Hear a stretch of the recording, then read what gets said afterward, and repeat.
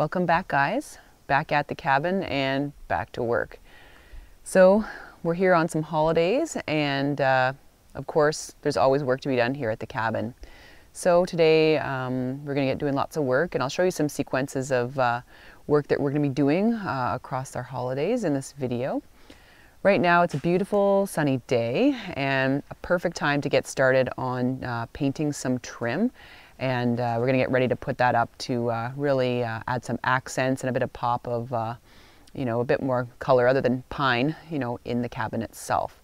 So we've got some white paint and lots of trim that's been sitting in the cabin over the winter. Now it's a perfect day to get it painted and dried, and we'll get up to lots of other things too. Stay tuned. Yesterday we were busy and moved our platform that was in the field here with our bug tent, so we can have a nice little spot to sit and cook. So it's a lot nicer now having our platform, our little 10 by 10 platform set up over here. I'll take you over to where it used to be set up here over in the field. Let's check it out. So here's where it used to sit. It sat here for about 4 years. We originally used to tent camp right here. You can see over there is where the cabin is. So yeah, the grass will come back in this area, and these little trees, these little pine trees, when we set up the original platform, they were really small. Like, I kid you not, they were probably about that big. So you can see how when they were growing, the little tree trunks there, they bent. So these guys, yeah, look at that. Now he's kind of bending backwards because the platform's gone. I'll have to fix that with a bit of a stake. So it's pretty hot in the field here today. We're going to be working. You know, we'll have to be really careful not to get sunstroke. We've got sunstroke out here before. Some of my earlier videos you've seen, I've had a thermometer out here and it's been about 60 degrees. I think at one point it was the hottest we could get it out here, in Celsius that is. So you got to be really careful, wear your sunscreen, and you know, be mindful to drink lots of water out here. This would definitely be a perfect spot for a solar farm. It is so bright out here. You know, thank goodness the cabin is in the shade, and we've got a nice little bug tent there to go and relax when we're done working. A little bit of a darker cloud there, but hopefully that guy's just going to scooch over and we're not going to end up with any rain today while we're painting. Before I get started with the painting, I want to just run over here and show you, this is where the potatoes used to be. And I put in some onions, and wow, they are doing really, really well in this location. I want to give it a bit of a break from the potatoes this year. I haven't weeded the garden, obviously. I think, as you can see, there are some potatoes. There's this one right here, one right there. From ones I forgot to remove last year. So we'll probably have a few potatoes in here, and we're gonna have lots of onions. So of course with the onions, the greens are really tasty, as well as the bulbs. These ones I'm gonna keep mainly for the bulbs. I think they're Spanish onions or something like that. So that'll be really tasty. So right here we've got all the trim kind of laid out on a couple of sawhorses. What we're doing is we're just putting the ones that we're not gonna paint right now, like right at the bottom. The ones we're actively working on will be at the top. On the ladder over here, we're going to be putting the stuff that's drying. Of course, there's different ones for different parts in the cabin. Some of these I think go right at the top. We've got some quarter round for some areas where there's not any huge gaps. I think this one is for the parts by the floor. Anyways, you'll see how it all comes together. I'm just going to start by shaking this up really well.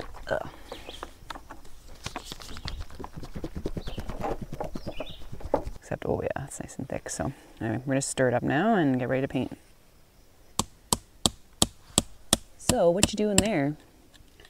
Well, if you perforate the bottom of this groove, the spill can drain back down into the rest of the paint can. Okay. So basically you make little holes all in that rim where all the paint kind of collects after you've been mixing it, and it'll go back into the pail. That's a pretty cool little tip. Oh yeah, you can totally see as you're stirring it kind of going up and down. Of course it'll get better once you know, your paint level goes down. Okay, so we have a roller and we have a brush. We'll see how this goes. Let's put this in the middle. It's pretty thick stuff. Okay. Ah yeah. So these have to go after with the brush, and some of these ones I'll just kind of cover a lot of ground. catch up.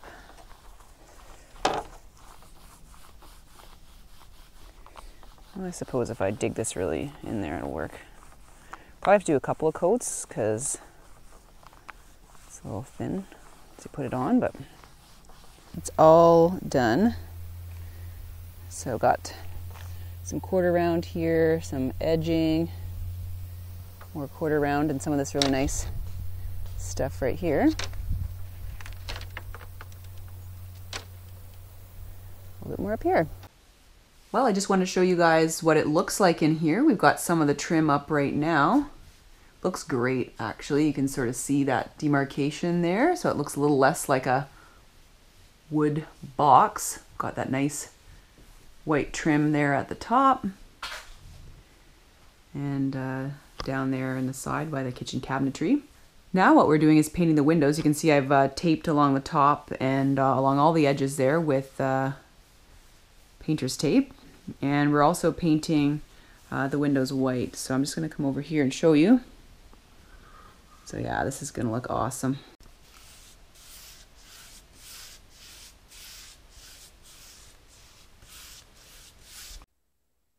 Well, the majority of the trim is done. As you can see here, we've got some beautiful white windows now, and yeah, all of them are kind of done. I just want to go nice and slow for you guys.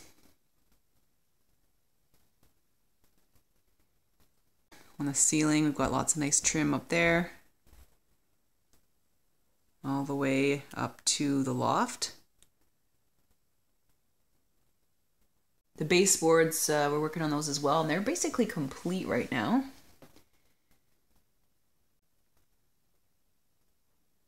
So yeah, all the way up to the loft there. Finished the front on the loft. So right there is all finished, and I put basically a metal guard there at the edge of the loft. Next time we're up, we'll probably work on making a different kind of ladder. Loft itself, we're still in the process of doing the trim, so that didn't get done this time, but that's okay. The next project is cleaning up some of the deadfall around the cabin this winter. Tons of sticks fell down, so it's just looking a little bit messy. So the rest of the woods we're just leaving as is, except for some trail cutting that we'll be doing later. But around the cabin, I like to keep it a little bit tidy, so let's go do that. So the area that I'm clearing up is sort of, right in here, right alongside the cabin. And right here, sort of by the garden area as well, just so it's kind of nice to walk up to see the cabin. I've also been working on fixing this little snake rail fence that you see here. You can see the forest has actually grown past it. Years ago, there used to be an old farm here. Obviously, the field had been worked up until we bought it. But decades ago, there were, pigs, I think, and horses and stuff like that. So they were contained, with the fence. There's old barbed wire there as well. I'm told that old barbed wire does have some value, but this stuff's pretty rusted out, but who knows. I just love these old cedar snake rail fences. It's quite the art to put them together. And you can see the forest has really kind of creeped well beyond the edge of the field where this fence was. You'll see a mark there, and I've started marking trees that are parts of trees that are actually dead. And we've taken down some of the longer ironwood trees in here. I've used them to actually mark a pathway, so when people walk up to the cabin, they have a place to walk. Right there is some of the construction waste from years ago, and that's also got to be cleaned up. I might plant another garden in there or something like that, or put in some ferns. I think that would be pretty cool. Ostrich fern or something like that. There's the handiwork right there, moving all those sticks from the deadfall that happened beside the cabin there. Now it's time for lunch. I'm pooped after all that work, and it's getting hot out. It's about 26 degrees Celsius, even in the shade. So time to go inside, have some lunch. It's after lunch, and we're gonna head out now and work on some of our oldest trails. Lots of deadfall this year, so some of them are becoming quite impassable. So we're just heading off now. I've got my personal protective gear all ready. I've got earplugs, I've got my goggles, got some chaps I'm going to be carrying with me, and I've got the chainsaw and the axe today. I'm also wearing my cruising vest, which I love. Lots of pockets in a cruising vest, and it's great when you're taking out in the bush. You can actually even put like a snack in the back pocket. Right now I've got some spray paint because I'm going to be respraying and remarking some of the trails. So got my compass and another whistle. Really handy jacket to have. You can get them online. I got mine at sort of an army surplus store that also has construction and just outdoor working gear. So that's really great. I love it. As we're walking to the trail that we're going to work on, found some poison ivy.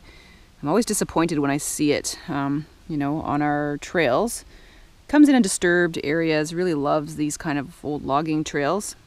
For those of you who don't know what poison ivy is, it's a plant. Basically, it has 3 leaves, and some places it grows as a vine, others it kind of sort of just comes up off the ground, and it's very irritating to the skin. So if you're to get its oils on your skin, it causes an allergic reaction, causing you to get these welts that are really itchy, and you know, you just kind of have to ride it out because it's pretty uncomfortable to have. I seem to be fairly resistant to it, or I just, you know, scrub myself really well after I've been in an area where I know there's been poison ivy. So I have a little mixture that I make sometimes to kill the ivy on the trail. It's a mixture of salt and Dawn dish soap and water, and I usually carry it in a spray can, and I kind of spray it on there to kill the foliage. It won't kill the roots, but sometimes it will get rid of the surface growth so that you don't end up with it all over the place. Basically works by, you know, plugging the holes where the plant, you know, breathes from, and then the high salt solution basically causes it to suck all the water out of it and causes them to kind of curl up.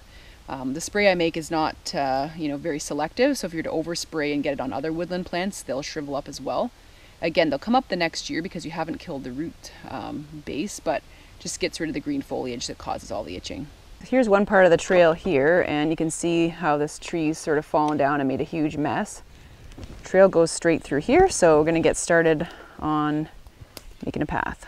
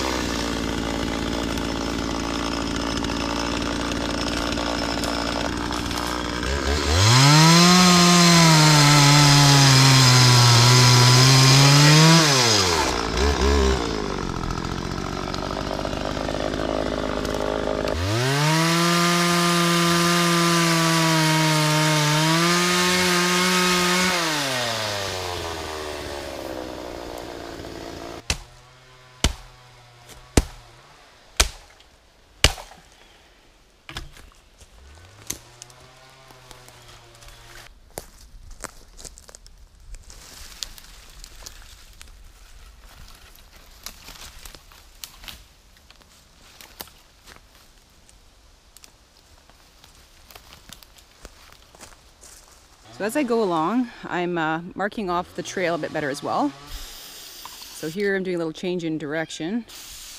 I'm going to go like that. So that means the trail is going to go off this way. If you look back through here, I've started marking there, and as you go around the corner over there. So this is a good way of marking the trees. It doesn't really damage them too much. Here's an older method of marking the trees where you just take an axe and you kind of cut out a piece of bark. So I did that in the past, but this actually makes a wound in the tree. So instead I'm switching back to doing the paint marks. The paint marks use this fluorescent paint. You can get sort of UV proof interior exterior paint, so that's what I'm using. You can also buy like a heavy duty paint to paint as well. Periodically I'll do touch-ups on the trees each year just to make sure my trail stays well marked. Oh, look at this. Just coming up on this part of the trail here, and wow, lots of chanterelles. Look at this. It's coming up sort of near this spruce right here, and there's also balsam fir, so this definitely fits. And you can see they have this scalloped cap on them, and it's the right time of year. It's mid-July for these guys to be coming up. The more toxic jack-o'-lantern tends to be found in this area late summer, in August, September. So as you can see, I'm just gonna remove one of these here. beauty sample here. You can see the nice blunt-edged primitive gills or ridges that descend down the stem. They fork and branch and connect with each other.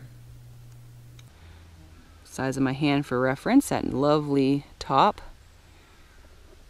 This is exciting. So these are chanterelles, and they are a choice edible.